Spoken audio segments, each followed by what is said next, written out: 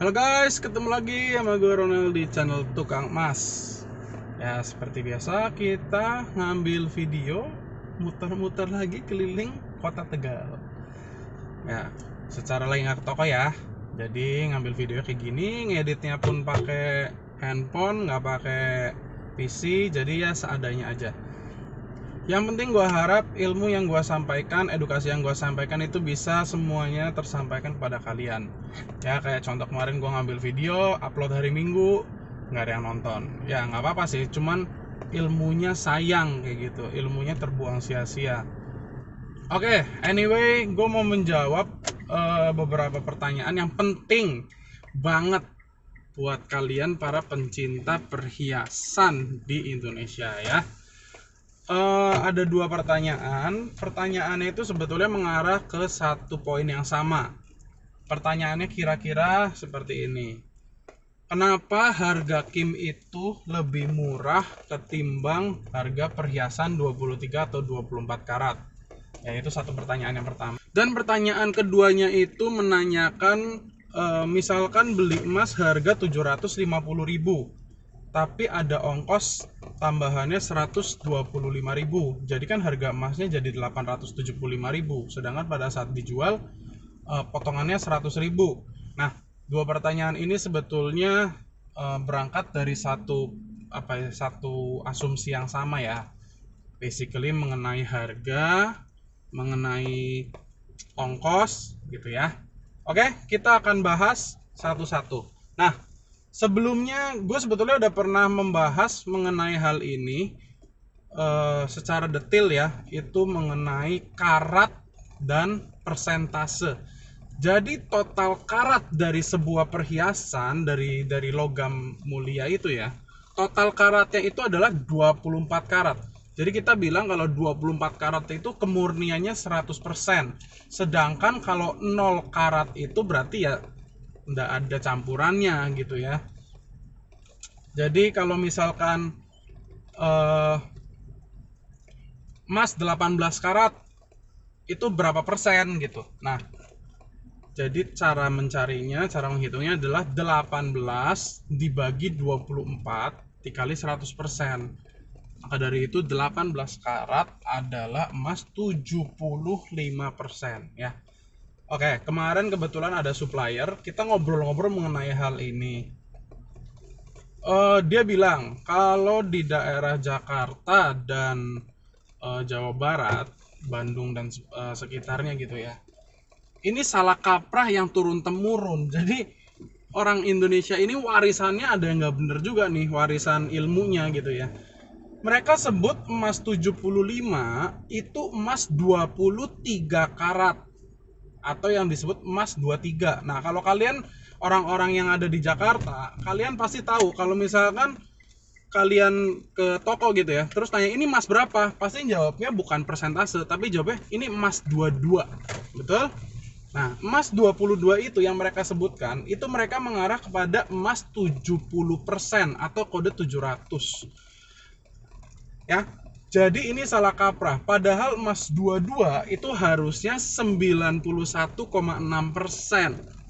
Oke, itu alasannya gue nggak pernah mau menjawab harga perhiasan kalau kalian bilang pakai karat. Karena kalau misalkan nih, gue bilang, kalian nanya, bang, kalau perhiasan 24K berapa harganya per gram? Nah, kimnya kan katakanlah harga 810.000. Alhasil kalau kalian tanya sama gua, perhiasan 24 karat itu harganya berapa per gram? Gua akan menjawab kisaran 900.000. Maka kalau kalian pergi ke toko, terus kalian tanya, Mas 24 harga berapa? 700.000. Kalian akan menganggap itu murah kan? Padahal hitungannya salah. Paham ya? Itu alasannya gue selalu menjawab dengan menggunakan persentase. Gue selalu nanya berapa persen, bukan berapa karatnya ya. Oke, ini basic yang kita harus sepaham dulu nih. Karena kalau kita nggak sepaham, nanti kalian bisa salah pengertian di yang tadi gue sampaikan. Jadi kalian bisa menganggap, oh ini barang murah banget nih karena Bang Ronald ngomongnya harganya sekian, padahal karatnya itu salah. Jadi harus selalu tanya persentase, jangan pernah tanya pakai karat ya. Itu hal pertama yang gue harus sampaikan. Nah, kalau kalian mau ngecek yang lebih detail, ada di video gue sebelumnya ya, yang judulnya itu ketipu beli perhiasan. Oke, langsung jawab pertanyaan dari komen-komen tadi ya. Sebagai contoh, kalau misalkan emas 75%, nggak mungkin kita harga itu emas harga cukim dikali 75%, nggak mungkin. Kenapa pertanyaannya? Pertama, karena ada campurannya ya. Jadi 75% itu kan hanya emasnya doang, tapi kan 25% itu campurannya itu, dan campurannya itu juga butuh modal. Itu hal pertama, meskipun nggak banyak ya, harganya nggak seperti emas gitu ya. Itu yang pertama. Yang kedua, orang butuh mengerjakan, butuh alat-alat ya kan untuk membuat perhiasan. Itu pun ongkosnya kita harus hitung, karena itu ada orang yang bekerja ya, ada orang yang bikin emas batangan ini menjadi sebuah perhiasan yang bisa siap pakai. Oke. Yang ketiga, pada saat kita mengerjakan bikin cincin lah, bikin liontin, bikin gelang gitu ya, ada yang namanya susut. Jadi kan kita menggunakan apa ya, kayak kikiran, amplas, polesan gitu ya. Setiap pengerjaan ini mengurangi berat si emasnya, ya kan? Jadi kan itu harus dihitung. Dan yang terakhir, toko emas ataupun perusahaan pabrikan emas itu kan juga mau untung, betul? Jadi kan ada profit margin yang harus disiapkan ya.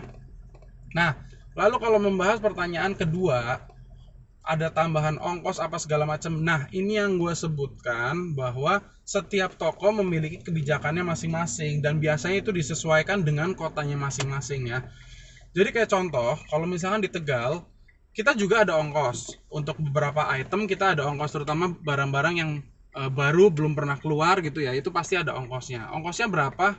Kalau di Tegal itu ongkosnya nggak terlalu mahal sebetulnya, kira-kira 10-20 ribu per gram.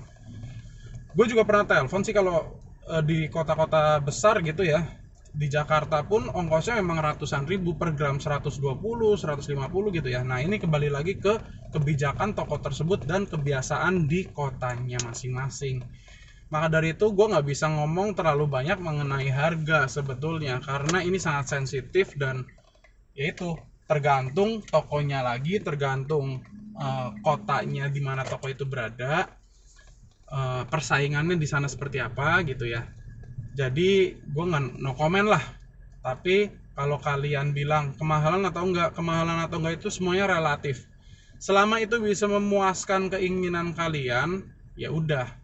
Ya kan, makanya gue bilang kalau kalian mengharapkan capital gain atau keuntungan dari pembelian emas, jangan beli perhiasan, belinya emas batangan, karena kemungkinan untuk untungnya lebih besar ya. Spread, ingat, spread.